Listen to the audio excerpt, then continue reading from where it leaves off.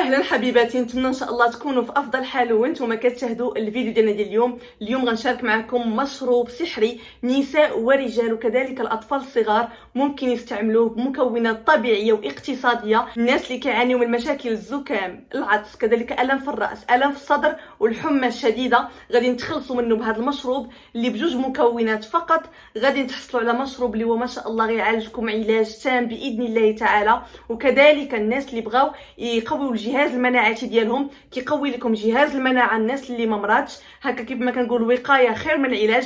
ما تبخلوش عليا فقط من اللايكات ديالكم فضلا وليس امرا، وهذا الفيديو ان شاء الله يوصل اكبر عدد الناس باذن الله، ويكون الاجر ليا وليك ان شاء الله. يوصل هذا الفيديو الناس اللي محتاجين هذا المحلول او هذا المشروب الطبيعي هذا اللي تشافوا عليه بزاف ديال الناس، وعن تجربه شخصيه اتحدث. داكشي علاش تبعوا معايا الفيديو من الاول حتى الاخر باش ما تزقلوا حتى شي حاجه ان شاء الله. ودابا غندوزو نيشان المكونات الوصف. وان كتفرج في الفيديو بالغرض ديال الشفاء ليك انت، اولا كتفرج في هذا الفيديو هذا بغرض الشفاء لشخص اخر، كنتمنى الله يشافي جميع الناس يا رب العالمين، ويرفع لنا هذا المرض هذا اللي غير العالم باكمله. هذه الوصفه هذه غنشارك معكم اليوم رحمه للوالدين، غادي نترجعوا عندي ان شاء الله التعاليق وغنترحموني عليها باذن الله. وصفه عجيبه غتهنيكم وغادي تشافيكم باذن الله تعالى، كلشي باذن الله سبحانه وتعالى. غادي تعطيكم الشفاء العاجل وبدون ادويه كيماويه، بدون مشاكل باذن الله. فقط فضلا وليس امرا ضغطوا على زر الاعجاب او على زر لايك، علاش؟ باش الفيديو يوصل اكبر عدد من الناس ان شاء الله، حتى الناس اللي كيبحثوا على حل هذا المشكل او لهذا المرض هذا يلقاو الفيديو باذن الله ويكون سبب في الشفاء ديالهم. والنيه ابلغ من العمل. اي واحد كانت النيه ديالو انه يشارك الفيديو مع الناس ويخلي لايك بالهدف ديال ان الناس يستافدوا، غادي يكون اكيد عنده الاجر والثواب باذن الله. اذا شعرتوا بهذه الاعراض اللي غنقول لكم دابا، فعليكم تاخذوا هذه الوصفه فورا وسريعا بدون ادنى تفكير.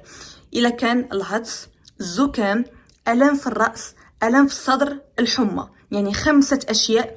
الا حسيتي بهاد الاعراض هادو او لا غير واحد منهم، فما عليك الا بهاد الوصفه هذه تاخذها سريعا بدون تفكير. غادي نبداو على بركه الله بالوصفه ديالنا. وقبل اكيد اللهم صل وسلم على سيدنا محمد وعلى اله واصحابه اجمعين.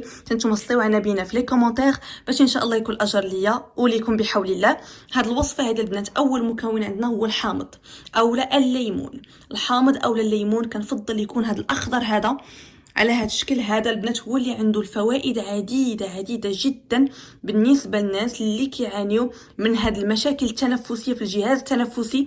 احسن حل هو هذا الحامض الاخضر ماشي الاصفر. حاولت نجيب لكم هذا الاخضر هذا باش تعرفوا باللي هذا هو اللي عنده الفوائد العديده جدا بالنسبه للناس اللي كيعانيوا من هذا المرض هذا. تمشوا معايا، عندي 2 حبات متوسطين الحجم، هانتوما اليد ديالي تقريبا متوسطين الحجم على هذا الشكل. وهنا عندي القرنفل اولا المسمار المعروف بالقرنفل البنات، رائع جدا لمشاكل الجهاز التنفسي. الناس اللي عندهم يعني ضيق في التنفس، عندهم هذا المرض هذا اللي ما نقدرش نقول الاسم ديالو، غيتوقف لي الفيديو، نتوما اكيد عارفينه، اللي غير لنا العالم باكمله وحنا مازالين كنعانيو منه لحد الان، وبزاف الناس اللي تصابوا منه. هذا المكون هذا عجيب جدا. الناس اللي كيعانيو من هذا المرض هذا ما عليكم الا بهذا المكون، وكذلك المكون ديال الحامض الاخضر او الليمون الاخضر. القرنفل اكيد غناخذو غادي نطحنو في الدار على هذا الشكل هذا، غادي نطحنوه في الطحانه ديالكم حتى غيولي هكا بودره على شكل بحال كيبان بحال القهوه، غيولي بحال هكا. غنستعملوا بهذه الطريقه هذه.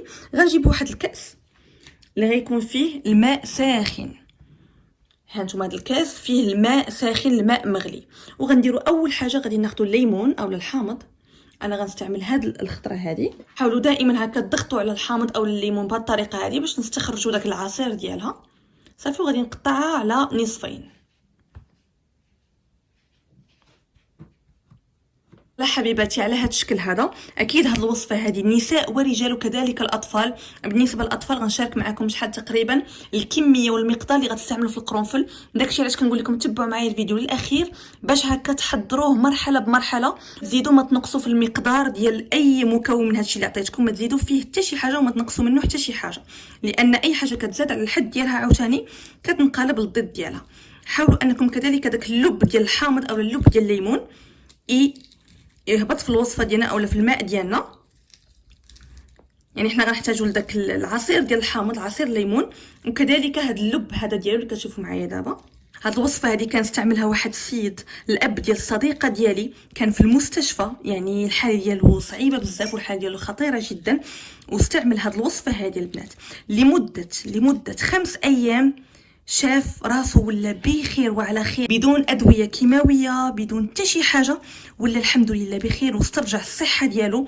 العقبه ان شاء الله لجميع الناس اللي كيتفرجوا فيا في هذا الفيديو هذا وكيعرفوا شي شخص يعني كيعاني من هذا المشكل، يصيفطوا لي هذا الفيديو او لهاد الوصفه هذه، وان شاء الله باذن الله غادي نشوفوا نتائج زوينه بزاف. ولكم فقط ترجعوا عندي التعليق وتردوا عليا الخبر، باش هكا اي واحد شاف التعليق ديالكم يزيد يتشجع ويجرب الوصفه باذن الله. دونك على هذا الشكل هذا غادي تقريبا ندير واحد ليمونه، حيت انا عندي الليمون متوسط الحجم.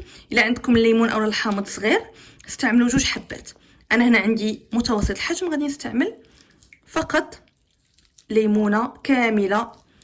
الله يجعل البركه. من بعد ما عصرت هذاك الليمون او الحامض في هذا الماء المغلي من الماء الساخن على هذا الشكل، كيف ما شفتوا معايا اللون ديال الماء كيتبدل تماما مع هذاك الحامض، غادي نضيف هنايا واحد المعلقه صغيره، غادي نضيف هنا واحد المعلقه صغيره من القرنفل مطحون على هذا الشكل هذا، وغادي نخلط مزيان مزيان مزيان مزيان هاد المكونات هادو. وبالنسبه للناس اللي عندهم الاطفال، يعني شي واحد مريض باقي صغير، استعملوا فقط راس معلقه من القرنفل مطحون، راس معلقه. واللي كان شي واحد يعني بالغ وكبير استعملوا معلقه صغيره من القرنفل مطحون. كيف ما كنقول لكم راه البنات المقدار ديال كل مكون مهم جدا في هذه الوصفه هذه، باش ان شاء الله الوصفه تعطيكم نتيجه. هذه الوصفه هذه كحد اقصى كتعطيكم نتائج في 5 ايام، هذه كحد اقصى 5 ايام كتعطيكم نتائج. وكاينين الناس اللي في اليوم الاول جابت هذه الوصفه معاهم نتيجه رائعه جدا، وحسوا باللي التنفس ديالهم او الجهاز التنفسي ولا بخير وعلى خير. نتوما راكم عارفين هذا المرض هذا اللي كيف ما قلت لكم ما نقدرش نقول الاسم ديالو باش ما توقفش لي الفيديو. هذا المرض هذا اللي كيضرب الجهاز التنفسي، احسن حل ليه هو هذا المشروب هذا باذن الله تعالى.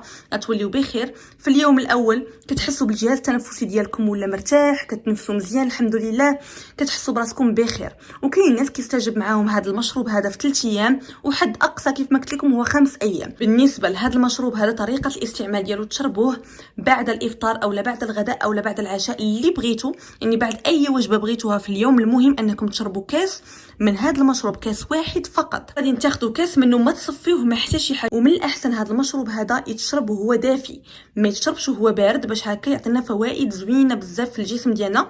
يتشرب وهو دافي. وراكم عارفين لا قدر الله داك المرض اللي دابا منتشر في جميع البلايص، كيريق لي اي حاجه سخونه واي حاجه اللي هي دافيه.